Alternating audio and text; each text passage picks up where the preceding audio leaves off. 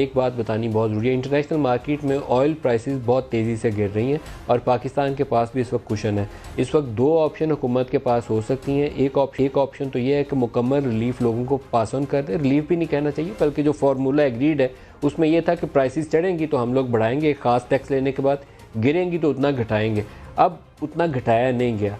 अब इस मौजूदा सूरत हाल के तनाजुर में अगर देखें तो पाकिस्तान की तकरीबन आधी आबादी ऐसी है जो पावर्टी लाइन के करीब जा चुकी है पिछले चंद हफ्तों में, और उसको मदद की भी ज़रूरत है। हुकूमत ने जो 144 अरब की कैश सपोर्ट दी है वो नाकाफ़ी है।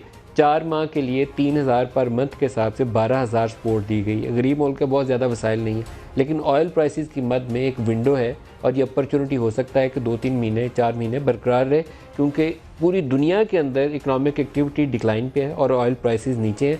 ये जो कुशन है, ये चंद अरब का जो मिलेगा हुकूमत को, इन एडिशन टू 144 बिलियन, ये उन्हीं गरीब लोगों के अंदर रमज़ान के महीनों में, ईद के मौके के ऊपर, सेकंड इंस्टॉलमेंट के ऊपर तकसीम करना चाहिए।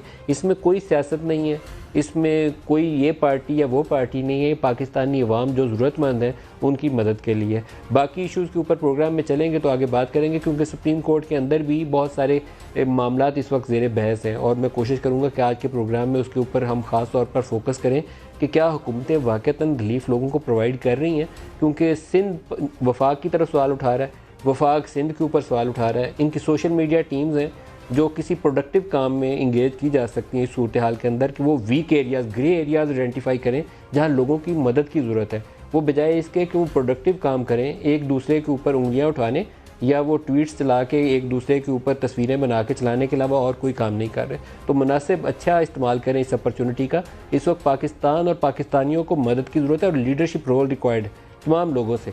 वफाक के अंदर पीटीआई की, पंजाब के अंदर पीटीआई की, केपी के अंदर पीटीआई की हुकूमत है, इस तरह सिंध के अंदर पीपल्स पार्टी की हुकूमत है, कहीं पे नून लीग AJK और गिलगित बल्तिस्तान के अंदर इनकी पार्टियों की हमारे से हुकूमतें बनी हुई हैं।